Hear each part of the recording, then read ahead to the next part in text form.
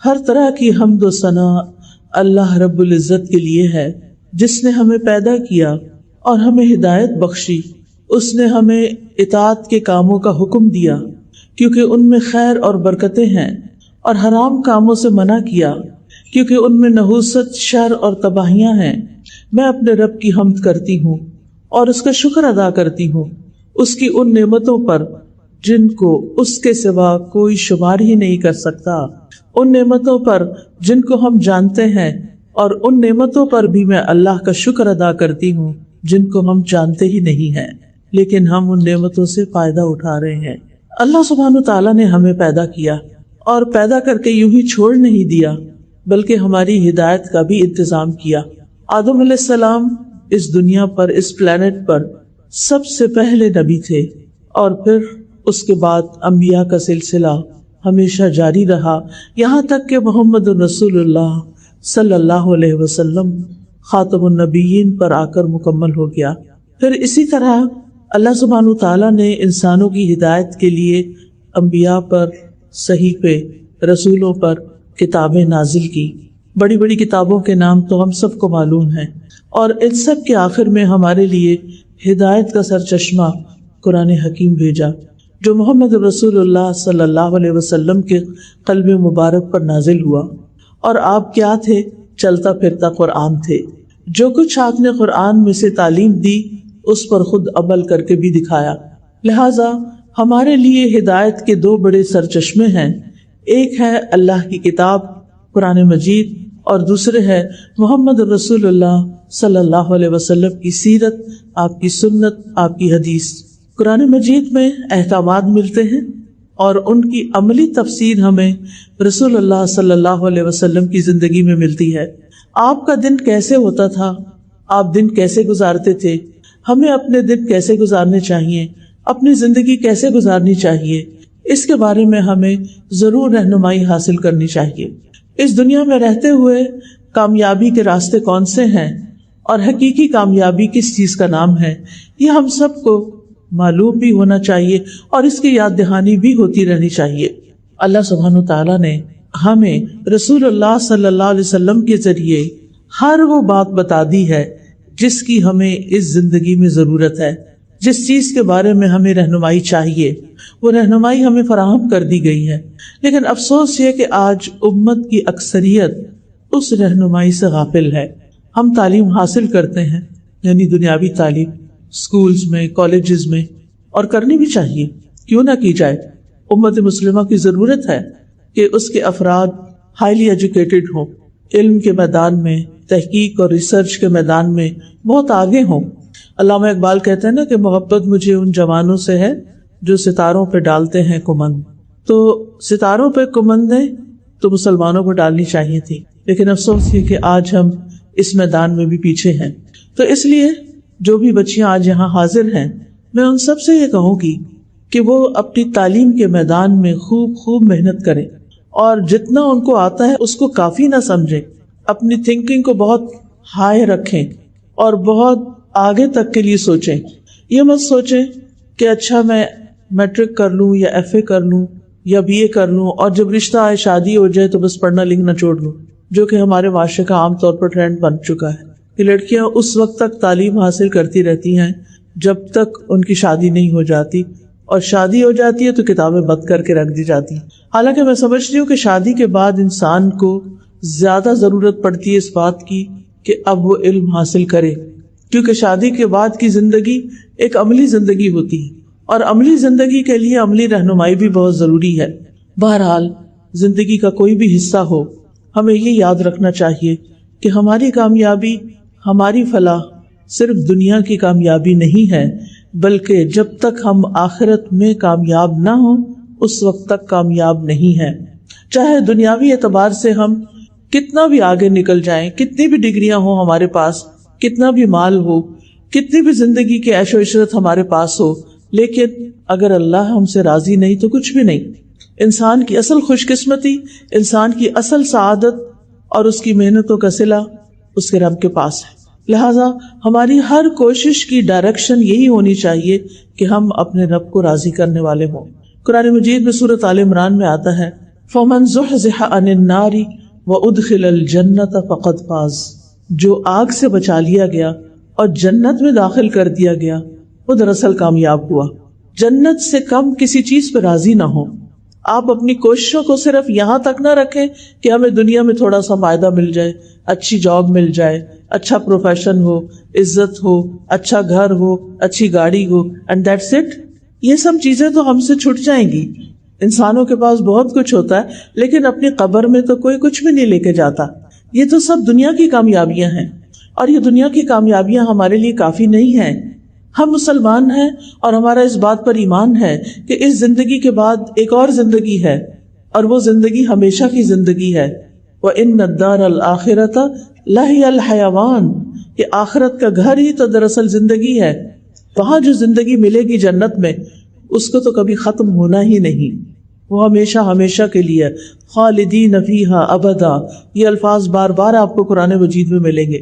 اس لیے ہم میں سے ہر ایک کی تڑپ، لگن، دعا، کوشش یہ ہونی چاہیے کہ میں اس دنیا میں رہتے ہوئے جو بھی کروں مجھے اس کا بدلہ آخرت میں ضرور ملے۔ اور یہ اسی وقت ہو سکتا ہے جب ہم اپنی نیت کو اللہ کے لیے خالص کر کے رسول اللہ صلی اللہ علیہ وسلم کے طریقوں پہ چل کے اپنے اعمال کو اچھا کریں، کیونکہ نیک عمل صرف وہ نہیں ہوتا جس کو ہمارا دل نیک کہتا ہے۔ نیک عمل وہ ہوتا ہے جس کو اللہ رب العزت نے نیک قرار دیا ہے، جس کے اندر اخلاص ہو اور اتباع ہو، اخلاص کے اللہ کے لیے ہو اور اتباع رسول اللہ صلی اللہ علیہ وسلم کا ہو۔ پھر اسی طرح اللہ سبحانہ وتعالیٰ قرآن مجید میں ایمان والوں کو خطاب کر کے فرماتے ہیں، یا ایھا الذین آمنوا، یا ایھا الذین آمنوا ارکعوا واسجدوا واعبدوا ربکم وافعلوا الخیر لعلکم تفلحون۔ اے لوگو جو ایمان لائے ہو، رکوع کرو، سجدہ کرو اور اپنے رب کی عبادت کرو اور نیکی کے کام کرو تاکہ تم کامیاب ہو جاؤ۔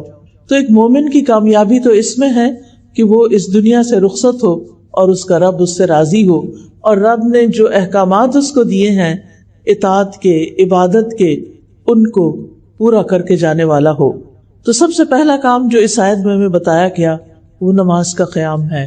رکوع اور سجدے کرو، پھر اللہ کی عبادت کرو، پھر نیکی کے تمام کام کرو جس میں اللہ کی عبادت کے علاوہ صلہ رحمی یعنی رشتہ داروں سے حسن سلوک، مہمان نوازی، بیمار پرسی، محتاجوں اور غریبوں کو کھانا کھلانا اور دیگر اچھے اخلاق شامل ہیں۔ تو کامیابی کے لیے یہ تمام کام ضروری ہیں، اس لیے ہمیں ان سارے کاموں کو اس طریقے پر کرنے کی ضرورت ہے جو ہمیں نبی صلی اللہ علیہ وسلم نے سکھا دیے ہیں۔ ہم سب دیکھتے ہیں کہ دن کا آغاز ہم رات کو سونے کے بعد جاگنے سے کرتے ہیں۔ تو اب میں سٹیپ بائی سٹیپ دن کے مختلف کاموں کے بارے میں کچھ باتیں ذکر کروں گی۔ آپ اپنے پاس نوٹ بھی کر سکتے ہیں، اپنے پاس ٹو ڈو لسٹ بنا سکتے ہیں کہ آپ نے کیا کیا کرنا ہے، یعنی سب سے پہلے صبح کے وقت کیا کرنا ہے۔ رسول اللہ صلی اللہ علیہ وسلم نے فرمایا، ہر شخص صبح کے وقت اٹھتا ہے تو اپنے نفس کا سودا کرتا ہے، پھر یا تو اسے آزاد کرتا ہے یا اسے ہلاک کرتا ہے۔ یعنی ہر شخص ہر روز ایک تجارت کرتا ہے جس میں یا تو وہ فائدہ اٹھاتا ہے یا وہ نقصان اٹھاتا ہے۔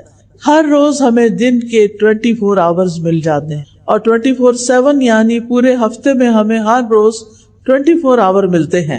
اب کچھ لوگ ایسے ہیں کہ جو ان 24 آورز کو بہترین طریقے سے گزارتے ہیں اور پھر وہ کامیاب ہو جاتے ہیں، ان کا سودا نفع بخش ہوتا ہے، وہ پروفٹ کما لیتے ہیں۔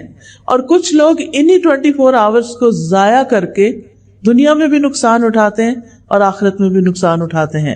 تو اس لیے ہمیں وہ کام لازمی کر لینے چاہیے کہ جس سے یہ 24 آورز ہمارے سیکیور ہو جائیں اور ہماری کامیابی کا راستہ ان سے طے ہو جائے۔ سب سے پہلی چیز جو آنکھ کھلتے ہی ہمیں کرنی چاہیے وہ ہے صبح کی دعا، جس کا آغاز ہوتا ہے الحمدللہ سے۔ الحمدللہ الذی احیانا بعدما اماتنا والیہ النشور۔ سب تعریفیں اس اللہ کے لیے ہیں جس نے ہمیں مرنے کے بعد زندہ کیا اور اسی کی طرف دوبارہ لوٹنا ہے۔ اب آپ دیکھیے کہ یہاں پر زندگی اور موت کی بات کی جا رہی ہے۔ آپ کو یہ تو معلوم ہی ہوگا کہ النوم اخو الموت، کہ نیند موت کی بہن ہوتی۔ جس طرح نیند میں انسان کچھ دیکھتا نہیں، کچھ سنتا نہیں، اسی طرح موت کے بعد بھی انسان کا دیکھنا سننا ختم ہو جائے گا۔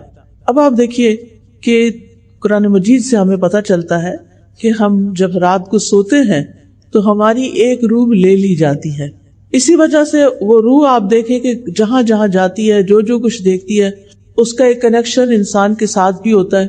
تو اسی کی بنا پہ ہم خواب دیکھتے ہیں، اور بعض اوقات وہ انسان جو ہے وہ بہت سفر طے کر رہا ہوتا ہے، جو لوگ دنیا سے گزر چکے ہیں ان سے جا کے مل رہا ہوتا ہے، تو یہ دراصل روحوں کی ملاقات ہوتی۔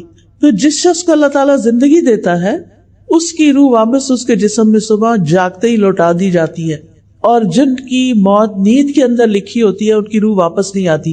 اسی لیے آپ نے ضرور یہ سنا ہوگا کہ فلاں شخص سویا تو پھر اٹھا ہی نہیں، کیونکہ اس کی وہ روح جس پر اس کی زندگی کا دار و مدار تھا وہ اس کو واپس نہیں دی گئی۔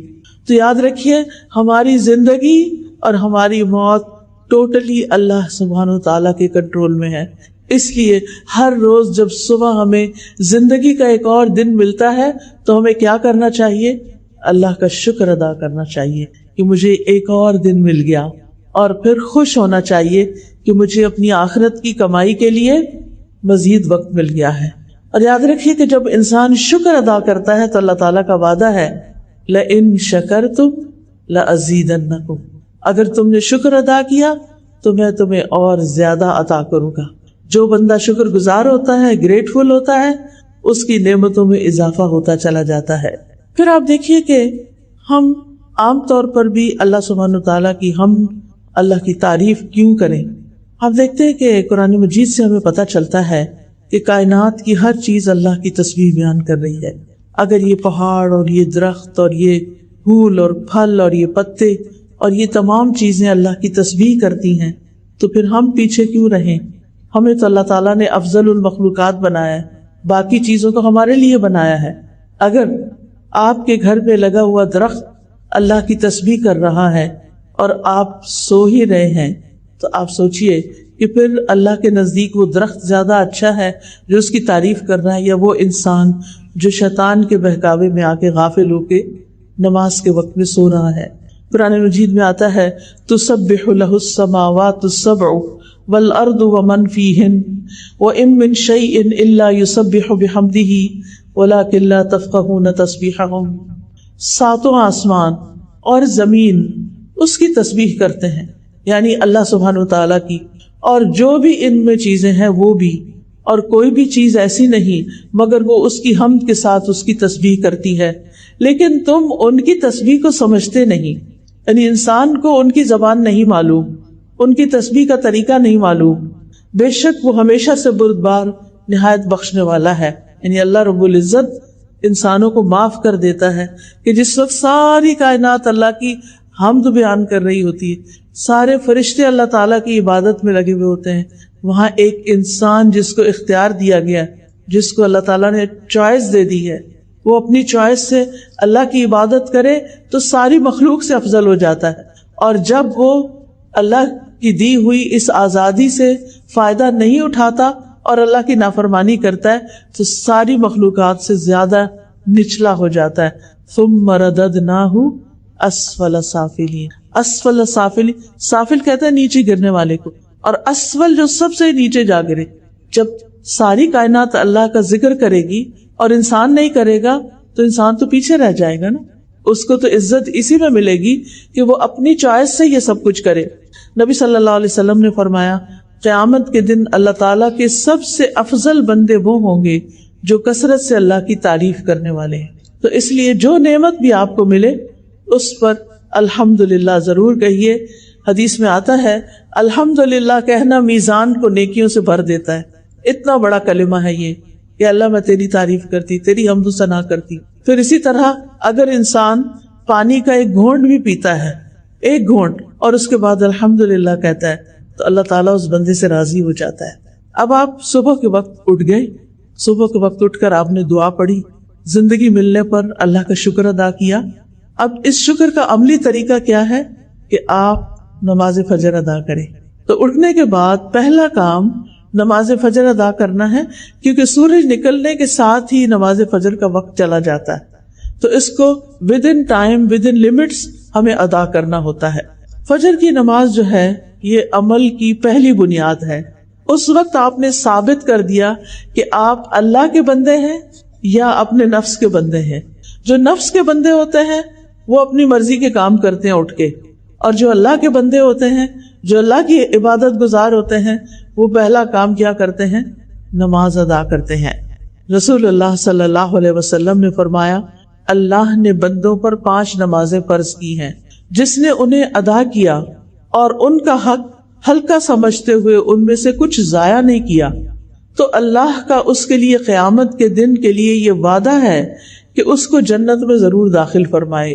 اور جس نے ان نمازوں کو ادا کیا مگر ان کا حق ہلکا سمجھتے ہوئے ان میں سے کچھ ضائع کر دیا، تو اللہ کا اس کے لیے کوئی عہد نہیں، وہ چاہے تو عذاب دے اور چاہے تو معاف فرما دے. لہٰذا نماز کو معمولی چیز نہیں سمجھنا چاہیے. اللہ سبحانہ وتعالی صبح فجر کی نماز کے بعد اور عصر کی نماز کے بعد فرشتوں سے بندوں کا حال پوچھتے ہیں کہ جب تم گئے تھے، یہ تو آپ کو معلوم ہے نا، ہمارے دائیں بائیں کرامن کاتبین ہیں، 2 فرشتے ہیں. ان کی ڈیوٹی 24 آور کی نہیں ہوتی، ان کی ڈیوٹی 12 آور ہوتی ہے، اور یہ فجر اور عصر کے وقت اپنی ڈیوٹی تبدیل کر دیتے ہیں. جو فجر کے وقت آتے ہیں وہ عصر کے وقت تک ہم نے جو کچھ کیا ہوتا ہے وہ سارا لکھ کر واپس لے جاتے ہیں، اور وہاں سے نیکسٹ فریش فرشتے آ جاتے ہیں جو اگلے وقت کے لیے، پوری رات کے لیے ہمارے اعمال لکھتے ہیں. اور پھر وہ فجر کے وقت واپس جاتے ہیں اور نئے فرشتے فجر کے وقت ہمارے پاس آ جاتے ہیں. جب یہ واپس جاتے ہیں تو اللہ تعالیٰ خود ان سے پوچھتے ہیں کہ تم نے بندوں کو کس حال میں چھوڑا؟ وہ کہتے ہیں ہم نے اس حال میں چھوڑا کہ وہ نماز پڑھ رہے تھے، اور اس حال میں ان کے پاس پہنچے کہ وہ نماز پڑھ رہے تھے. تو جو شخص فجر اور عصر کی نماز کا اہتمام کرتا ہے اس کی ڈیلی رپورٹ اللہ سبحانہ وتعالیٰ کے پاس بہت بہترین جاتی ہے کہ وہ نماز پڑھ رہے تھے. پھر آپ دیکھیے کہ قیامت کے دن سب سے پہلا سوال بھی کس کے بارے میں ہوگا؟ نماز کے بارے میں. اگر نماز درست ہوئی تو ساری چیزیں ٹھیک ہو جائیں گی، اور اگر نماز درست نہیں تو سارے اعمال میں بگاڑ آ جائے گا. رسول اللہ صلی اللہ علیہ وسلم نے فرمایا، وہ آدمی ہرگز آگ میں نہیں جائے گا جس نے سورج نکلنے سے پہلے اور سورج غروب ہونے سے پہلے نماز پڑھی، یعنی فجر اور عصر کی نماز پڑھی. اور پھر نماز پڑھنے سے اللہ تعالیٰ بندے کے رزق کا وعدہ بھی کرتے ہیں. فرمایا، وَأْمُرْ أَهْلَكَ بِالصَّلَاةِ وَاصْطَبِرْ عَلَيْهَا لَا نَسْأَلُكَ رِزْقًا نَحْنُ نَرْزُقُكَ. اور اپنے گھر والوں کو نماز کا حکم دیجیے اور اس پر خوب کاربند رہیے، ہم تم سے کسی رزق کا مطالبہ نہیں کرتے، ہم ہی تمہیں رزق دیں گے. تو اس سے یہ پتہ چلتا ہے کہ جو شخص اپنی عبادت صحیح طور پر کرتا ہے اللہ سبحانہ تعالیٰ اس کو تنہا نہیں چھوڑتا. نماز سے انسان کے گھر میں برکت آتی ہے، اس لیے خود بھی نماز ادا کرنی چاہیے اور گھر والوں کو بھی اس کا حکم دینا چاہیے. فجر کی سنتوں کو کبھی نہ چھوڑیں. نبی صلی اللہ علیہ وسلم نے فرمایا، فجر سے پہلے کی 2 رکعتیں دنیا اور جو کچھ اس میں ہے اس سے بہتر ہے. یعنی فجر کی سنتیں بہتر ہیں اس سے؟ پوری دنیا سے. اگر آپ کو پوری دنیا بھی مل جائے تو بھی وہ کم ہے بنسبت اس کے کہ آپ 2 رکعت نماز سنت ادا کریں. اور اگر سنت کا اتنا بڑا اجر ہے تو پھر فرض کا کیا ہوگا؟ یاد رکھیے، فجر کے وقت سوئے رہنے کی مذمت ہے. فجر کے وقت سونا درست نہیں. ایک آدمی جو رات سے لے کر صبح تک سوتا رہا، آپ نے اس کے بارے میں فرمایا یہ وہ شخص ہے جس کے کان میں شیطان نے پیشاب کر دیا تھا. اب شیطان بھی ہم نے نہیں دیکھا اور اس کا پیشاب بھی نہیں دیکھا، لیکن نبی صلی اللہ علیہ وسلم نے فرمایا ہے تو بات درست ہوگی، کیونکہ آپ صادق اور امین تھے. یہ بات تو ہم سب جانتے ہیں، سبھی مانتے ہیں. مراد اس سے یہ ہے کہ اس شخص کے اوپر خوب نحوست طاری ہوگی. اسی لیے آپ دیکھیں کہ جب آپ لیٹ اٹھتے ہیں، نماز نہیں ادا کرتے، اللہ کا ذکر نہیں کرتے، تو پھر آپ کی طبیعت سارا دن بوجھل رہتی ہے.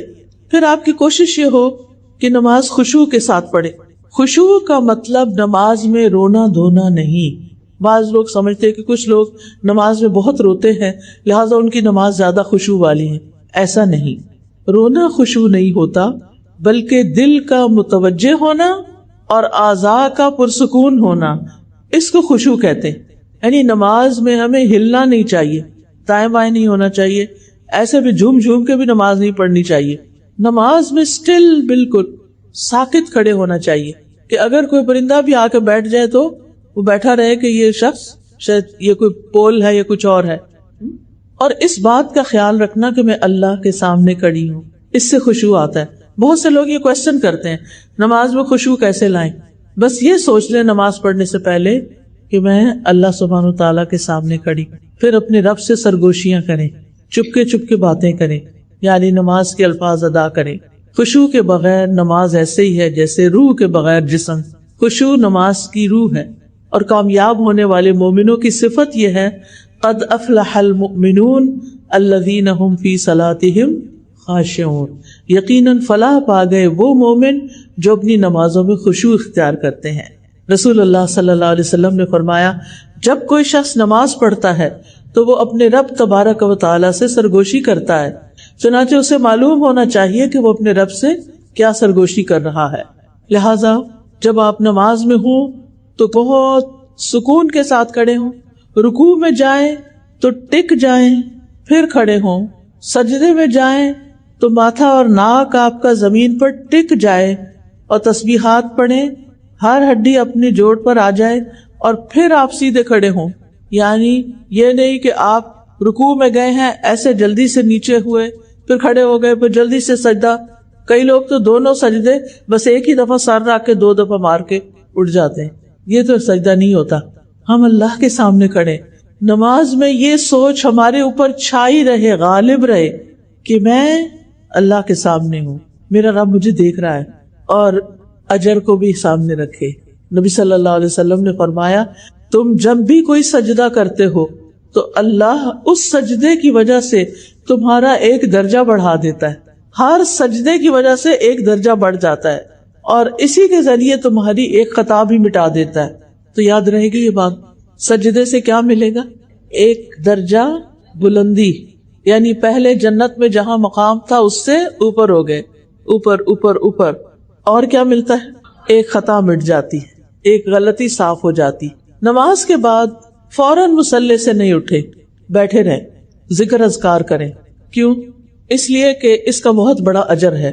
رسول اللہ صلی اللہ علیہ وسلم نے فرمایا جب تک تم اپنے اس مصلی پر بیٹھے رہو جہاں تم نے نماز پڑھی تھی اور بے وضو نہ ہو، یعنی وضو نہ ٹوٹے، تو فرشتے تمہارے لیے دعا کرتے رہتے ہیں اللہم اغفر لہ، اللہم ارحمہ، اے اللہ اس کو بخش دے، اے اللہ اس پر رحم فرما دے. تو کیا کرنا چاہیے پھر؟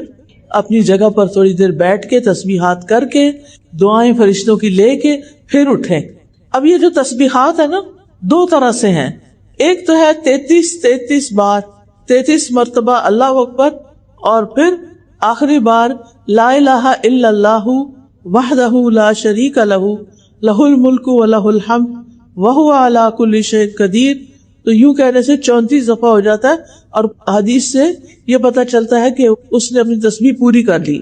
اب آپ دیکھیے کہ اگر آپ کے پاس وقت نہیں اور آپ کو جلدی کسی کام سے جانا ہے تو پھر آپ کتنی دفعہ پڑھ لیں؟ 10 دفعہ. کیا پڑھیں گے؟ کیسے پڑھیں گے؟ سبحان اللہ سبحان اللہ 2 دفعہ چھوٹی انگلی کو پریس کریں گے، یا چھوٹی انگلی جو ہے وہ آپ کے انگوٹھے کے ساتھ لگے گی، ٹھیک ہے؟ تو آپ کو نمبر یاد رہے گا، سبحان اللہ سبحان اللہ سبحان اللہ سبحان اللہ سبحان اللہ سبحان اللہ سبحان اللہ سبحان اللہ، اور پھر سبحان اللہ پورے 10 ہو گئے. تو 10 بار تینوں تسبیحات پڑھ لیں. 10 بار سبحان اللہ، 10 بار الحمدللہ، اور 10 بار اللہ اکبر. اس کے بارے میں آپ صلی اللہ علیہ وسلم نے فرمایا 2 خصلتیں یا 2 عادتیں ایسی ہیں کہ اگر کوئی مسلمان بندہ ان کی پابندی کر لے تو جنت میں داخل ہوگا، اور وہ بہت آسان ہے مگر ان پر عمل کرنے والے بہت کم ہیں. ہر نماز کے بعد 10 مرتبہ سبحان اللہ، 10 مرتبہ الحمدللہ اور 10 مرتبہ اللہ اکبر کہے تو زبان کی ادائیگی کے اعتبار سے 150 بار ہے، اور مجموعی طور پر 5 نمازوں کے بعد جو عمل ترازو میں رکھا جائے تو 1500 ہے. کتنا اللہ سبحانہ تعالیٰ نے اجر لکھا ہے آپ کے لیے. اور اگر آپ نہیں پڑھتے، چھوڑ کے اٹھ جاتے، کتنی دیر لگتی ہے؟ 1 منٹ 2 منٹ 2 بھی نہیں لگتے. ہم اپنا سیل فون میں جا نماز کے ساتھ رکھ کے بیٹھتے ہیں، جو سلام پھیرا فٹافٹ فون اٹھا لیا. اور اگر ہمارے کام کا کوئی میسج نہ ہو تو پھر ہم کیا کرتے ہیں؟ کچھ بھی مل جائے وہ چلا لیتے ہیں. اور اتنے بڑے خیر اور خزانے سے محروم ہو جاتے ہیں۔ پھر ایک اور بات یہ ہے کہ اگر انگلیوں میں تسبیح کریں گے تو زیادہ ثواب ہوگا، انگلیاں گواہ بن جائیں گی، لہذا خوبصورتی کے ساتھ انگلیوں کو استعمال کرنا ہے، جیسے سبحان اللہ سبحان اللہ سبحان اللہ سبحان اللہ، الحمدللہ الحمدللہ، اللہ اکبر اللہ اکبر، یعنی اس طرح بھی آپ کر سکتے ہیں۔ پھر ہر نماز کے بعد آیت الکرسی پڑھیں، اس کا کیا ثواب ہوتا ہے؟ نبی صلی اللہ علیہ وسلم نے فرمایا ہر فرض نماز کے بعد آیت الکرسی پڑھنے والے کو موت کے علاوہ کوئی چیز جنت میں لے جانے سے نہیں روک سکتی، یعنی دنیا میں رہتے ہوئے تو آپ جنت میں نہیں جا سکتے، مرنے کے بعد بھی جنت میں وہ جائے گا جو اللہ کا پسندیدہ ہوگا، اور جو اللہ کا پسندیدہ ہے اس کو اللہ تعالیٰ نے بہت سی خوشخبریاں بھی سنائی ہیں، اس کے لیے آسانیاں بھی کی ہیں۔ اور یہاں پر کیا آسانی کی گئی ہے کہ جب یعنی انسان اپنی ان چیزوں کو پابندی سے پڑھے گا تو پھر اس کے لیے جنت کا رستہ آسان ہو جائے گا۔ اچھا، قیامت کے دن ہماری انگلیوں سے بھی سوال ہوگا، تو جب ہم ان پہ ذکر کریں گے تو یہ ہمارے حق میں بولیں گی۔ قرآن مجید میں آتا ہے نا وَتُكَلِّمُنَا أَيْدِيهِمْ وَأَرْجُلُهُمْ، ہم سے کلام کریں گے ان کے ہاتھ اور پاؤں۔ پھر ہر نماز کے بعد قُلْ هُوَ اللَّهُ أَحَدٌ قُلْ أَعُوذُ بِرَبِّ الْفَلَقِ قُلْ أَعُوذُ بِرَبِّ النَّاسِ۔ اگر آپ کو وسوسے ستاتے ہوں، شیطان پریشان کرتا ہو، آپ کو کوئی تکلیف بیماری ہو، تو آپ یہ تینوں کل ہاتھ پہ پڑھ کے پھونک مار کے ہاتھ میں چہرے اور سر اور بازو اور ان سب پر خود ہی پھیر لیا کریں، اس سے آپ بہت اچھا فیل کریں گے، بہت لائٹ فیل کریں گے۔ اگر آپ کو کوئی تھکاوٹ ہوئی بھی ہے، آپ کو کوئی بیماری ہے، کچھ بھی ہے، آپ اس کو اپنا معمول بنا لیں۔ پھر صبح کے اذکار پوری توجہ کے ساتھ کریں۔ اللہ سبحانہ وتعالیٰ قرآن مجید میں فرماتے ہیں یا ایھا الذین آمنوا اذکروا اللہ ذکرا کثیرا وسبحوہ بکرۃ واصیلا، اے ایمان والو اللہ کو کثرت سے یاد کیا کرو۔ یہ کون کہہ رہا ہے کہ اللہ کو زیادہ یاد کیا کرو؟ کون کہہ رہا ہے؟ اللہ سبحانہ وتعالیٰ۔ یس، اللہ تعالیٰ فرما رہا ہے کہ اے ایمان والو اذکروا اللہ ذکرا کثیرا، اللہ کو بہت زیادہ یاد کیا کرو اور صبح و شام اس کی تسبیح بیان کیا کرو۔ تو صبح و شام سبحان اللہ و بحمدہ پڑھنے والا، پوری تسبیح ہے 100 دفعہ پڑھنا چاہیے، پڑھنے والا جو ہے اس کے سارے گناہ معاف ہو جاتے ہیں۔ اور تسبیح جو ہے یہ ڈپریشن کا علاج بھی ہے، انسان کے دل کا غم دکھ پریشانی بھی ختم ہوتی ہے اس سے۔ پھر اسی طرح آپ نے فرمایا جو شخص یہ تسبیح پڑھتا ہے سبحان اللہ و بحمدہ، قیامت کے دن اس سے زیادہ افضل کوئی بھی نہیں لائے گا، قیامت کے دن اس سے زیادہ افضل عمل کسی کا بھی نہیں ہوگا سوائے اس کے جس نے اس کے برابر یہ سے زیادہ پڑھا ہو۔ پھر اسی طرح اگر ہو سکے، جیسے بزرگ خواتین ہوتی ہیں تو وہ فجر کی نماز سے سورج طلوع ہونے تک بیٹھے رہے مصلی پر۔ جو اسکول کے بچے تو ظاہر ہے انہیں اسکول جانا ہوگا، تیاری کرنی ہوگی، لیکن تیاری کرتے کرتے اللہ کا ذکر کرتے رہے۔ پھر اسی طرح یہ صبح شام کے اذکار ہے نا، یہ بھی بڑے فائدے کی چیز ہے۔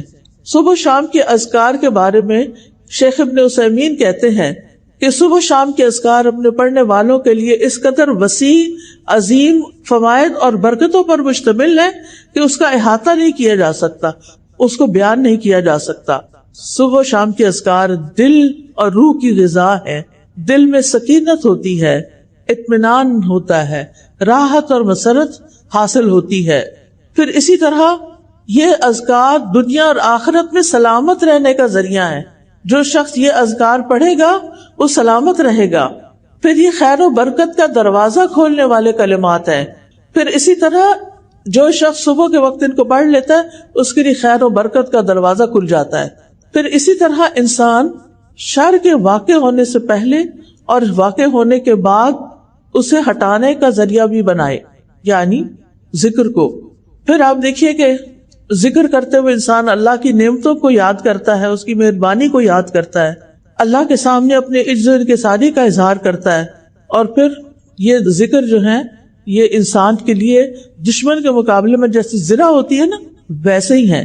صبح شام کے اذکار کے بعد آپ قرآن مجید کھولیں، چاہے 1 صفحہ پڑھیں چاہے آدھا صفحہ پڑھیں، کیونکہ قرآن مجید میں آتا ہے ان قرآن الفجر کان مشہودا، کہ فجر کے وقت کا قرآن اس میں فرشتے حاضر ہوتے ہیں۔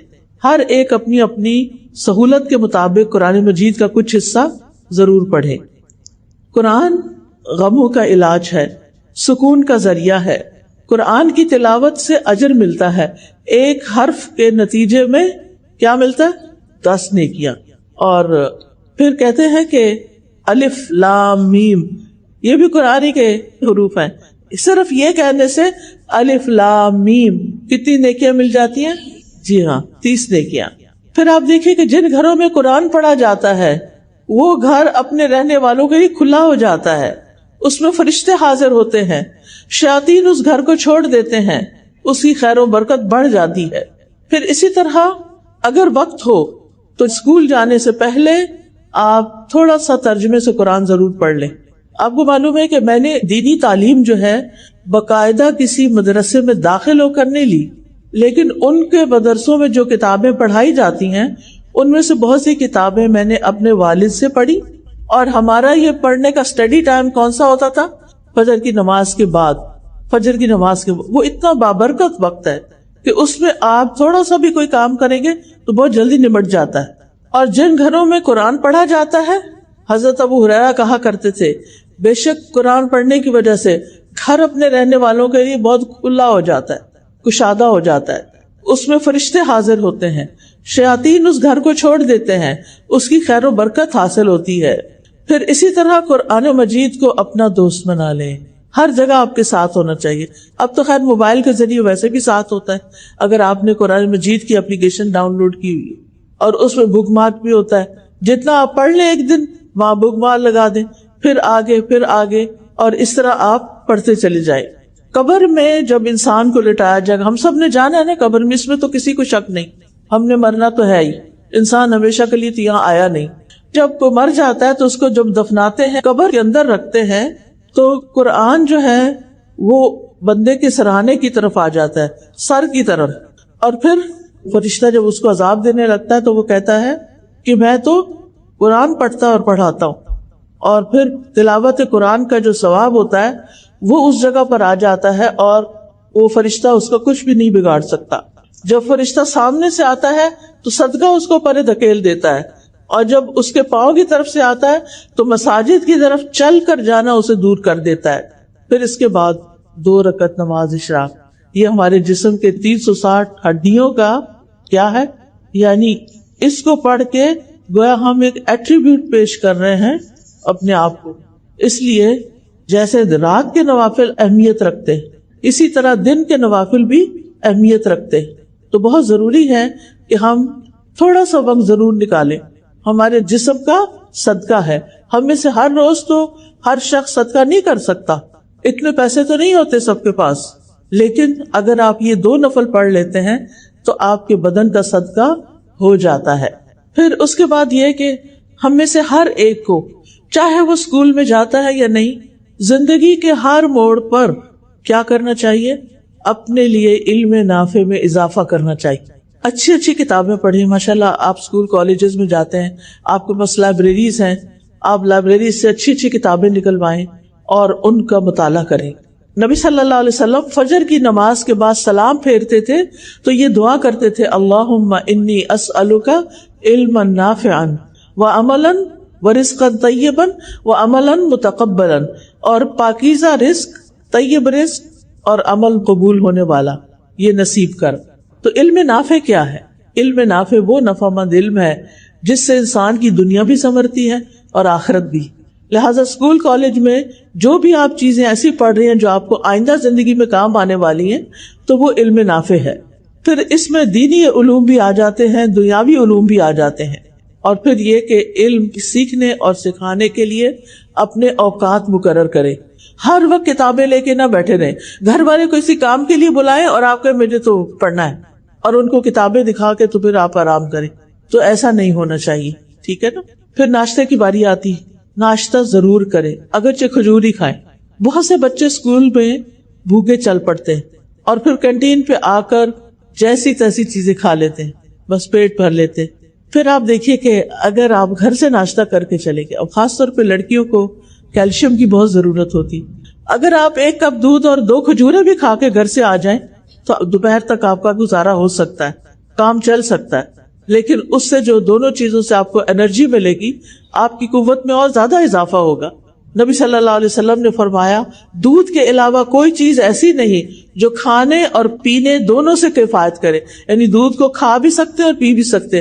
آپ نے دیکھا ہوگا نا کہ وہ جم جاتا ہے، بازو کا دودھ دہی بن جاتا ہے، تو اس کو کھا لے اور دودھ کو پی لے. پھر آپ دیکھیے کہ کھانے سے پہلے کیا کرے. آپ میں سے کوئی بتائے گا؟ بسم اللہ. آغاز میں کیا پڑھتے ہیں؟ بسم اللہ. الحمدللہ. اگر شروع میں یاد نہیں رہا تو پھر کیا کرے؟ بسم اللہ اولہ و آخرہ. ٹھیک ہے. کھانا کھڑے ہو کے کھانا چاہیے یا بیٹھ کے؟ بیٹھ کے. چلتے پھرتے چیزیں اٹھا کے منہ میں نہ ڈالے، ان کو اکٹھا کر کے رکھ دیں اور پھر کہیں بیٹھ جائیں اور پھر اطمینان سے کھاتے بھی رہیں اور ساتھ پڑھتے بھی رہیں. پھر دائیں ہاتھ سے کھانا چاہیے یا بائیں ہاتھ سے؟ دائیں ہاتھ سے. ہر لقمہ اور ہر گھونٹ لے کر کیا پڑھنا چاہیے؟ الحمدللہ. اس سے کیا فائدہ ہوتا ہے؟ کیا فائدہ ہوتا ہے؟ ایک دفعہ الحمدللہ کہنے سے میزان نیکیوں سے بھر جاتا ہے. یعنی اللہ سبحانہ تعالیٰ کو اپنی حمد بہت پسند ہے. پھر آپ دیکھیے کھانا کھانے کے بعد کی دعائیں کس کس کو آتی؟ ماشاءاللہ کچھ ہاتھ کڑے ہیں. جس کو نہیں آتی، آپ لوگ کے ذہن بہت زرخیز ہیں، بہت جلدی آپ یاد کر سکتے ہیں. آپ یہ کر سکتے ہیں کہ کھانے کی دعائیں لے کے ان کا پوسٹر جو ہے وہ آپ گھر کی کسی وال پہ لگا لیں، جو کچن میں کھانا کھاتے ہوئے آپ کی نظر اس پہ پڑے، اور پہلے سے ہی تیاری کر لے کے، کیونکہ اتنی ایج جب ہم نہیں نا کچھ پڑھتے تو پھر ہمیں پڑھنے کی عادت بھی نہیں ہوتی. تو لہٰذا بہت ضروری ہے کہ ہم کیا کریں؟ دعا پڑھیں. جو شخص یہ دعا پڑھے الحمدللہ الذی اطعمنی ھذا ورزقنیہ من غیر حول منی ولا قوۃ، اس کے پچھلے گناہ معاف کر دیے جاتے. سبحان اللہ. یعنی اللہ تعالیٰ ہمیں کھلا رہا ہے، پلا رہا ہے، اور ہم ایک اس کا شکر ادا کر دیتے ہیں کہ اللہ آپ نے مجھے کھانا دیا، آپ کا رزق ہے، میری کوئی قوت اور طاقت نہیں تھی اس کو لانے میں، تو اللہ تعالیٰ اس کے گناہ معاف فرما دیتے ہیں. پھر اسی طرح صبح صبح ایک نیت کرے، اور وہ کیا ہے؟ حیاتی کلہ للہ، میری ساری زندگی میرے رب کے لیے، اللہ کے لیے ہے. کیا مطلب ہے اس کا؟ کہ میں وہ کام کروں گی جن سے میرا رب راضی ہوگا، اور ان چیزوں کو چھوڑ دوں گی جن سے میرا رب ناراض ہوتا ہے. اللہ سبحانہ تعالیٰ کی پسند کے کام کون کون سے ہیں؟ کوئی بتائے گا مجھے؟ اللہ تعالیٰ کن کاموں کو پسند کرتا ہے؟ اور ہمیں تو ٹپس پہ پتہ ہونا چاہیے، 1 2 3 4 5 جلدی جلدی جلدی. ٹھیک ہے، شاباش، ٹھیک ہے، بالکل. اور ایک تو اللہ کی عبادت کرنا اور ساری مخلوق سے احسان کرنا، ہر بندے سے اچھی طرح پیش آنا، دوسروں کو معاف کر دینا، والدین کا احترام کرنا، ٹیچرز کا احترام کرنا، پیٹھ پیچھے بری بری باتیں نہیں کہنا. پھر اسی طرح اور بھی جتنے جانوروں کے ساتھ احسان. پھر اسی طرح پودے زیادہ سے زیادہ لگانا. پودا لگانے کا کیا ثواب ہے؟ کوئی بتائے گا؟ اور ہماری زندگی میں پودوں کا کتنا بڑا عمل دخل ہے، آپ سب پڑھتے ہوں گے اس کے بارے میں. کتنے زیادہ انوائرمنٹ ایشوز ہو گئے ہیں، اور وہ زیادہ درخت کٹنے کی وجہ سے. بڑی بڑی آبادیوں پر کالونیز بن گئی ہیں اور درخت کاٹ دیے گئے. تو اللہ سبحانہ تعالیٰ کے لیے ہم اپنی زندگی کو خالص کریں کہ اللہ میری زندگی آپ کے لیے، اور پھر ہم ایمان کے ساتھ خوبصورت بنے. یعنی بہت سے لوگ صرف میک اپ سے خوبصورت بننا چاہتے ہیں، ہمیں ایمان کے ساتھ. ایمان ہوتا ہے دل میں، اور جو دل میں ہوتا ہے وہ چہرے پہ آتا ہے. اگر ایمان دل کے اندر خوبصورت ہے نا تو ہو ہی نہیں سکتا کہ چہرہ اس کو ریفلیکٹ نہ کرے. پھر اسی طرح قلبی طہارت کے ساتھ ساتھ روح کی غذا اب تک آپ دے رہے تھے اس کو، اب جسمانی طہارت کا بھی خیال کرے. پاک صاف رہنے والوں کے بارے میں ہمارا دین ہمیں کیا سکھاتا ہے؟ شاباش، ان اللہ یحب التوابین ویحب المتطہرین. بے شک اللہ توبہ کرنے والوں سے محبت کرتا ہے اور پاک صاف رہنے والوں سے. اللہ سبحانہ تعالیٰ پاک صاف رہنے والوں سے محبت کرتا ہے. کس کو نہیں چاہیے اللہ کی محبت؟ ہمیں سے ہر شخص کو چاہیے ہوتی ہے. لہٰذا اللہ کی محبت ان لوگوں کے لیے ہے جو پاکیزگی کا اہتمام کریں گے. پھر آپ دیکھیے کہ طہارت میں جسم، ناخن، بدن، سکن، بال، ان سب کی طہارت کا خیال کرنا چاہیے. مسواک کرنا. مسواک کرنے کے کیا فائدے آپ میرے کو بتائے گا؟ جی، منہ کی پاکیزگی اور رب کی خوشنودی حاصل ہوتی ہے. شاباش. پھر اس کے بعد آپ دیکھیں کہ نبی صلی اللہ علیہ وسلم تو اتنی کثرت سے مسواک کرتے تھے کہ دن یا رات میں جب بھی سو کر اٹھتے تھے تو وضو سے پہلے آپ مسواک کیا کرتے تھے. وضو سے بھی پہلے مسواک، پھر وضو کے بعد کی دعا. اس کے پڑھنے کا کیا ثواب ہے؟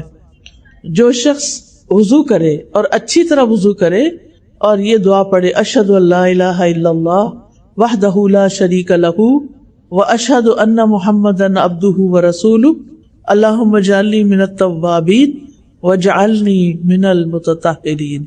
ये दुआ भी साथ ही लगा ले। एक कुरानी दुआ है और एक मसनून दुआ है। वुजू के बाद अगर आप इसको पढ़ेंगे तो नबी सल्लल्लाहु अलैहि वसल्लम ने फरमाया उस शख्स के लिए जन्नत के 8 दरवाजे खोल दिए जाएंगे। कितनी मुख्तसर सी दुआ है और कितना अच्छा इकराम होगा। फिर आजान अगर सुनते हैं तो आजान का जवाब देना है और आजान का जवाब देकर दुआएं बहुत ज्यादा कबूल होती हैं। यानी अगर आप आजान सुनते हैं और किसी एक, क्योंकि हमारे मुल्क में क्या होता है एक वक्त में सारे शुरू हो जाते हैं, फिर एक की भी समझ नहीं आती बाजों का तो, लेकिन जो एक समझ आ जाए उसको सुनकर आप जवाब दे दें तो फिर हर अजान जो हो रही है उसका जवाब देने की जरूरत नहीं रहती। फिर इसी तरह आप देखें कि अपने रब के साथ अपना तवक्कुल जो है वो मजबूत करें, रब पर भरोसा करें। कोई गम की खबर सुने, कोई परेशानी की सुने, कोई तकलीफ हो, कोई मिजरी हो, फौरन अपने रब की तरफ रुजू करे, अल्लाह ताला पर भरोसा करे। रब्बुल मशरिक वल मगरिबी ला इलाहा इल्ला हु फत्तखिज़हु वकीला। मशरिक और मगरिब का रब, उसके सिवा कोई माबूद नहीं, उसको अपना कारसाज बना लो, उसको अपना मददगार बनाओ। फिर अपने अंदर तवक्कुल पैदा करें। नबी सल्लल्लाहु अलैहि वसल्लम ने फरमाया अगर तुम अल्लाह पर वैसा तवक्कुल करो जैसा कि उसके करने का हक है, यानी पूरी तरह तवक्कुल कर लो, तो वो तुम्हें उसी तरह रोजी देगा जिस तरह वो परिंदों को देता है। सुबह को वो भूखे पेट उठते हैं और शाम को पेट भर के जाते हैं, यानी अल्लाह सुब्हानहू तआला उन्हें हर नेमत अता कर देता है। फिर इसी तरह हर तरह के हालात में पुरुमीद रहें, हर तरह के हालात में पुरुमीद रहना, मायूस नहीं होना। मायूसी क्या होती है जी? तो मुश्किल से मुश्किल मामला भी आ जाए तो आप ये समझें कि अल्लाह ताला के बस में है इसको हल करना। फिर अपना काम काज शुरू करें, चाहे घर में किचन में काम करना है या कोई और काम करना है, साथ साथ गौर व फिक्र जारी रखे। और इस सिलसिले में खुसूसी तौर पर कुरान मजीद को नहीं भूलें। कुरान मजीद में अल्लाह सुब्हानहू तआला का जो जिक्र है और गौर व फिक्र है उसके बारे में बहुत सी आयात आती हैं। अपना काम काज करते हुए खूब जिक्र करते रहें, सुभान अल्लाह, अल्हम्दुलिल्लाह, अस्तगफिरुल्लाह, ला इलाहा इल्लल्लाह, ला हौला वला कुव्वता इल्ला बिल्लाह, सुभान अल्लाहिल अज़ीम व बिहम्दिही। फिर साथ साथ तौबा भी करते रहें कि अल्लाह ताला मुझसे कोई गलती हो तो मुझे माफ कर दे। इस्तिग़फ़ार के भी फायदे हैं। कुरान मजीद में आता है नूह अलैहिस्सलाम ने अपनी कौम से कहा कि अपने रब से माफी मांग लो, यकीनन वो बहुत माफ करने वाला है। वो तुम पर बरसती हुई बारिश उतारेगा, वो मालों और बेटों के साथ तुम्हारी मदद करेगा, तुम्हें बागात अता करेगा, तुम्हारे लिए नहरें जारी कर देगा। ये सारे फायदे किससे हैं? इस्तिग़फ़ार करने, अस्तग़फिरुल्लाह। वैसे तो इस्तिग़फ़ार के कई सीगे हैं, लेकिन कम से कम अगर हम अस्तग़फिरुल्लाह भी कहते रहें, अल्लाहुम्मा अग़फ़िरली भी कहते रहें, अल्लाह मुझे बख्श दे भी कहते रहें, तो इंशाअल्लाह इसके बहुत से फायदे आपको हासिल होंगे। फिर एक और बात यह कि वक्त का बेहतर से बेहतर इस्तेमाल करें। जो आपके पढ़ने के, अगर आप स्कूल कॉलेज जाते हैं, कोई क्लास नहीं छोड़ें, अपने टीचर्स की रिस्पेक्ट करें, जो वो कहते हैं वो कर लें। बास टीचर जरा सख्त होते हैं, माइंड ना करें, उनकी सख्ती जिंदगी में आपको बहुत फायदा दे जाएगी। अपने सारे दिन को प्रोडक्टिव बनाएं। प्रोडक्टिव डे कैसे गुजरता है? पूरे दिन में जो काम आपने करने हैं उनकी लिस्ट बना लें और फिर अपने आप से पूछे ये मैंने क्यों करना है। बेसोचे समझे कामों में हाथ ना डालें, प्लान करके काम करें और जो काम ऐसे ही फजूल में हो जाते हैं उनकी भी लिस्ट बना लें, उन पे गौर करें कि क्या वाकई इसकी जरूरत है। और जिन कामों से आपको नुकसान हुआ, कोई झगड़ा फसाद हुआ या कोई और गलत चीज हो गई, उसकी भी लिस्ट बना लें। अब इनमें से 3 तरह के काम हो गए ना, एक है बामकसद, एक है बेमकसद और एक है नुकसानदेह। नुकसानदेह कामों पे तो क्रॉस लगा दें, जैसे गीबत है, चुगली है, किसी के साथ लड़ाई झगड़ा है, फितना फसाद, इनके तो करीब भी नहीं जाना। बेमकसद बातों को भी छोड़ दें। कुरान मजीद में आता है कि कामयाब लोग कौन हैं? जो लहव से परहेज करते हैं। क़द अफ़लहल मुमिनून अल्लज़ीना हुम फ़ी सलातिहिम ख़ाशिऊन वल्लज़ीना हुम अनिल लग़्वी मुरिदून। वो जो लग़्व से एराज बरतते हैं, लग़्व को छोड़ देते हैं। फिर इसी तरह जो भी कोई काम करना हो उसका एक एंड टाइम जरूर रखें कि इतने बजे तक मुझे ये काम मुकम्मल कर लेना है। जैसे होमवर्क करना है आपको, तो अपना स्केड्यूल इस तरह का बनाएं कि मसला मुझे शाम के 6 बजे तक अपना होमवर्क पूरा कर लेना है। फिर इसी तरह बास काम हमें मुश्किल लगते हैं, इसके लिए रूटीन बनाएं। یہ نہیں کہ کبھی کوئی کام شروع کر لیا کبھی کوئی کر لیا. صبح سے شام تک آپ کا روزانہ کا ایک ٹائم ٹیبل ایسا ہونا چاہیے کہ آپ کچھ دنوں میں آٹو پہ آ جائیں. اس میں آپ کو بہت سہولت ہو جائے گی. آپ نے جتنے ٹارگٹ سیٹ کیے ہوں گے، جو بھی آپ کے بامقصد کام ہوں گے، ایک تو تھے نا نقصان دہ، ایک بے مقصد اور ایک بامقصد، تو جو بامقصد کام ہے ان کی آپ کے سامنے لسٹ ہوگی، لہٰذا آپ ان کی روٹین بنا لیں، ان کی عادات پختہ کر لیں کہ یہ چیزیں مجھے اپنی زندگی میں لازماً لے کر آنی ہے. پھر کچھ چیزیں ہمارے نفس پہ بڑی بھاری ہوتی ہیں تو اپنے نفس کا تزکیہ بھی کرتے رہیں، یعنی اپنے اندر کی صفائی کرنا بے حد ضروری ہوتا ہے. آپ دیکھیں کہ ہم ظاہر میں بھی اگر نہائے نہ اور میلے کپڑے پہن کر ان کے اوپر پرفیوم چھڑک لیں تو کیا ہوگا؟ کسی کو خوشبو نہیں آئے گی. لہذا بہت ضروری ہے کہ ہم اگر خوشبو لگانی ہے تو پہلے نہائیں. تزکیہ جو ہے یہ عربی کا لفظ ہے جس کے دو کمپوننٹس ہوتے ہیں، ایک تخلیہ اور ایک تحلیہ. تخلیہ خا کے ساتھ ہے، تحلیہ ہا کے ساتھ ہے. تخلیہ کہتے ہیں خالی کرنا، یعنی اپنے اندر سے وہ چیزیں نکال کے اس کو خالی کر لے جو آپ کو پنچ کر رہی ہیں، تکلیف دے رہی ہیں، بادر کر رہی ہیں، جو آپ کی بے چینی کا سبب بنتی ہیں، اضطراب کا سبب بنتی ہیں، ان سب کو باہر نکالیں. بدگمانیاں، حسد، نفرت، بغض اور اس طرح کی ساری چیزیں.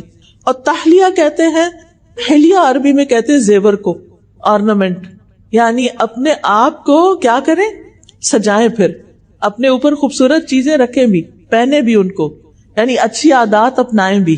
خراب عادتیں نکالتے جائیں زندگی سے اور اچھی عادتیں ڈالتے جائیں، صرف ظاہر میں نہیں بلکہ دل کے اندر بھی. اللہ تعالیٰ فرماتے ہیں وَلَٰكِنْ حَبَّبَ إِلَيْكُمُ الْإِيمَانَ وَزَيَّنَهُ فِي قُلُوبِكُمْ. اللہ نے تمہارے لیے ایمان کو محبوب بنا دیا اور اسے تمہارے دلوں میں سجا دیا. اہل ایمان کے دلوں میں ایمان سجا ہوا ہوتا ہے، لہٰذا مشکل حالات ہوں، تنگی تکلیف کے ہوں، وہ خوش رہتے ہیں کیونکہ ان کو پتا ہوتا ہے ہمارا رب ہے. وہ رب پہ توکل کرتے ہیں، ان کے دلوں کے اندر ایک اطمینان ہوتا ہے. وہ کسی کے ساتھ خار نہیں رکھتے، کسی کے ساتھ دشمنی نہیں رکھتے، کسی کے ساتھ کوئی لڑائی نہیں رکھتے، جس کی وجہ سے ان کے دلوں کے اندر ایک عجب طرح کا سرور اور اطمینان اور خوشی ہوتی ہے.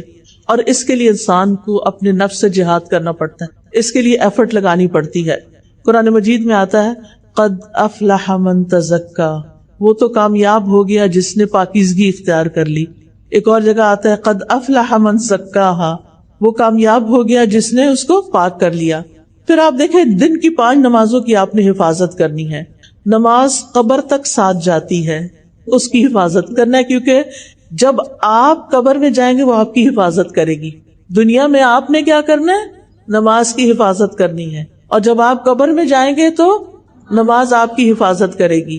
جب عذاب آنے لگتا ہے نا قبر میں، سر کی طرف قرآن آ جاتا ہے، ایک طرف نماز آ جاتی ہے، ایک طرف روزہ صدقہ خیرات پاؤں کی طرف آ جاتا ہے، اور بندے کو اپنی لپیٹ میں لے لیتے ہیں اور ہر طرح کے عذاب کو پیچھے دھکیل دیتے ہیں. پھر اسی طرح نماز میں صرف فرض نہ پڑھیں، سنتیں اور نفل بھی پڑھا کریں.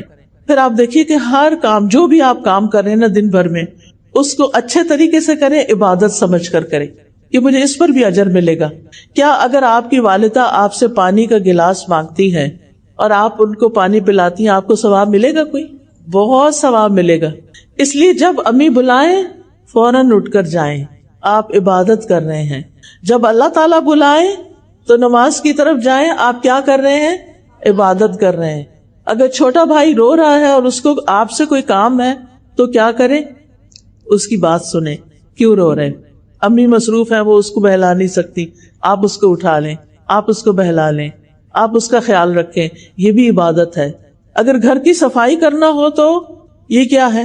یہ بھی عبادت ہے، کیونکہ ان اللہ یحب التوابین ویحب المتطہرین. اللہ تعالیٰ محبت کرتا ہے توبہ کرنے والوں سے اور پاک صاف رہنے والوں سے. اگر کھانا پکانا پڑے تو یہ بھی عبادت ہے. کیوں؟ کیونکہ بھوکے کو کھانا کھلانا جنت میں لے جانے والا کام ہے. ہمارا دین اتنا خوبصورت ہے کہ 24/7 جتنے بھی آپ کام اچھے اچھے کریں گے وہ سب عبادت ہے، وہ سب آپ کے اعمال نامے میں جمع ہو رہا ہے. اور پھر آپ دیکھیں، یہ نہ کہا کریں وہ فلاں بہن بھی تو نہیں کرتی میں کیوں کروں، یہ نہیں کہنا آپ نے. وہ بھائی نہیں کرتا میں کیوں کروں. نہیں، نیکیوں میں ایک دوسرے سے آگے نکلے. وہ نہیں کرتا نہ کرے، مجھے کرنا ہے، میں جا رہی ہوں کرنے. دوسرے سے پہل کرے. اور نیکی کے ہر کام میں کچھ نہ کچھ حصہ ڈالیں۔ حضرت ابو ہریرہ کہتے ہیں کہ رسول اللہ صلی اللہ علیہ وسلم نے فرمایا، آج تم میں سے کس نے روزہ رکھا؟ ابو بکر رضی اللہ عنہ نے عرض کیا میں نے۔ آپ نے پوچھا آج تم میں سے کس نے مریض کی عیادت کی ہے؟ ابو بکر رضی اللہ عنہ نے کہا میں نے۔ آپ نے فرمایا آج تم میں سے کس نے جنازے میں شرکت کی ہے؟ ابو بکر رضی اللہ عنہ نے کہا میں نے۔ آپ نے پوچھا آج تم میں سے کس نے مسکین کو کھانا کھلایا؟ ابو بکر رضی اللہ عنہ نے کہا میں نے۔ اس پر نبی صلی اللہ علیہ وسلم نے فرمایا جب کسی شخص کے لیے ایک ہی دن میں یہ ساری خصلتیں جمع ہو جائیں وہ جنت میں ضرور داخل ہوگا۔ پھر آپ دیکھیے کہ جہاں اچھے اچھے کام کرنے نا آپ نے، وہاں اللہ کی نافرمانی سے بھی بچنا ہے۔ کئی دفعہ غلط عادتیں پڑ جاتی ہیں، جیسے سیل فون پر، لیپ ٹاپ پر فضول فحش چیزیں دیکھنا، آنکھوں کا بھی گناہ ہوتا ہے۔ کانوں سے ایسے میوزک سنتے ہیں، اس کا بھی گناہ ہوتا ہے۔ لہٰذا کیا کرنا ہے؟ ایسی چیزوں کو چھوڑ دینا ہے، نفس سے جہاد کرنا ہے۔ اور گناہوں کو انسان اسی وقت چھوڑ سکتا ہے جب اس کے سامنے جہنم ہوتا ہے کہ مجھے جہنم میں نہیں جانا، میں نے آگ میں نہیں جانا۔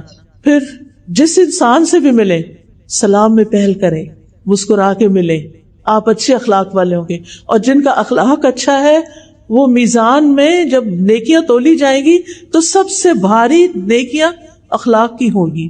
سب سے بڑا حق آپ کے والدین کا آپ پر ہے۔ والدین کو خوش کریں، ان کو حق کریں، ان کی پیشانی چومیں، ان کا ہاتھ پکڑ کے کس کریں۔ آج آپ سب نے گھر جا کر کیا کرنا ہے؟ اپنی امی کو حق کرنا ہے، جا کے السلام علیکم گلے ملے جا کے۔ آج میں ایک لیکچر سن کے آئی ہوں، یہ میری عبادت ہے اور ان کو ناراض نہیں کرنا۔ اللہ کی عبادت کے بعد والدین کے ساتھ نیکی جو ہے، کئی بار قرآن مجید میں اللہ کی عبادت کے بعد والدین کے ساتھ اچھے سلوک کا حکم دیتے ہیں۔ انہوں نے سب سے زیادہ ہمارے لیے قربانیاں کی ہوتی ہیں، تکلیف اٹھا کے پیٹ میں رکھا، تکلیف اٹھا کے جنم دیا، تکلیف اٹھا کے دودھ پلایا، تکلیف اٹھا کے نیپیاں صاف کی، تکلیف اٹھا کے نہلایا دلایا کھلایا پلایا، تکلیف اٹھا کے اسکول بھیجا، مشکل سے پیسے کمائے اور فیسیں دی۔ ان کے بہت احسان ہے ہم پر، اور ہم بڑے ہو کے کہتے ہیں آپ نے ہمارے لیے کیا کیا؟ کچھ نہیں کیا، سب کچھ انہوں نے ہی تو کیا ہے۔ اور کون کرتا ہے ہمارے لیے؟ جو ماں باپ کرتے ہیں۔ اور اگر وہ زندہ نہیں ہیں، دنیا سے جا چکے ہیں، ان کا آپ پر حق ہے کہ ان کو آپ روزانہ دعاؤں میں یاد رکھیں۔ ہر نماز کے اندر والدین کے لیے دعا کرنا نہ بھولیں۔ جو ربی جعلنی پڑھتے ہیں تو وہ تو کہتے ہیں ربنا اغفر لی ولوالدی وللمؤمنین یوم یقوم الحساب۔ اس کے بعد یہ دعا بھی شامل کر لیں، رب ارحمہما کما ربیانی صغیرا۔ پھر آپ دیکھیں سارے انسانوں کے لیے خیر کا باعث بنے، باعث ختم کر دیں، یہ فلاں ہے، یہ فلاں ہے، یہ ایسا ہے، یہ ویسا نہیں۔ ہمیں اپنی ذات سے ہر ایک کو فائدہ پہنچانا چاہیے۔ اگر کوئی اچھا نہیں بھی تو وہ خود ذمہ دار ہے اپنے عمل کا۔ ہمیں سب کے ساتھ اچھا سلوک کرنا چاہیے۔ پھر اگر کوئی مانگنے والا آپ سے کچھ مانگ لے تو کیا کرنا چاہیے؟ دے دینا چاہیے۔ نہیں ہے تو کیا کرنا چاہیے؟ کوئی اچھی سی بات کر لینی چاہیے اس سے، ڈانٹنا نہیں ہے۔ وہ گاڑیوں کے پاس آ کے وہ ناک کر لیتے ہیں نا، وہ پھر یہ تم لوگ نے کیا کام بنایا، وہ ہر وقت مانگتے رہے، ایسا کبھی نہیں کہنا۔ وہ بھی انسان ہے، آج وہ نیچے ہے، آپ اوپر بیٹھے ہیں۔ سوچے اگر یہ میں ہوتا یہاں پھر کیا کرتا۔ اس لیے ہر انسان کے ساتھ مہربانی کا سلوک کریں۔ کرو مہربانی تم اہل زمین پر، خدا مہربان ہوگا عرش بن۔ اگر آپ کسی انسان کے ساتھ مہربانی کریں گے اس کا بدلہ ضرور پائیں گے۔ ہمارا رب کئی گنا بڑھا کے بدلہ دیتا ہے، اس لیے کبھی بھی بخل نہ کرے کسی کے ساتھ اچھا کرنے میں، اور صلہ رب کے اوپر چھوڑ دیں۔ میں نے اس کا بدلہ اس سے لینا ہے۔ انسان کیا دے سکتے ہیں؟ انسان انسانوں کی محنتوں اور نیکیوں کا بدلہ نہیں دے سکتے، وہ رب ہی دیا کرتا ہے۔ اس لیے اپنے اعمال کو رب کے لیے خالص کر لیں۔ جہاں بھی ہو خیر پھیلانے والے ہوں۔ خیر الناس من ينفع الناس، اچھے لوگ وہ ہوتے ہیں جو لوگوں کو نفع پہنچاتے ہیں۔ حضرت عیسیٰ علیہ السلام کے بارے میں آتا ہے وَجَعَلَنِي مُبَارَكًا أَيْنَمَا كُنْتُ، اللہ نے مجھے مبارک بنایا جہاں بھی میں ہوں۔ برکتیں ہی برکتیں۔ تو برکتیں کن لوگوں کی ہوتی ہیں؟ جو جہاں بیٹھتے ہیں لوگوں کو فائدہ پہنچاتے ہیں۔ پھر پڑوسیوں کا خیال کرنا ہے آپ نے۔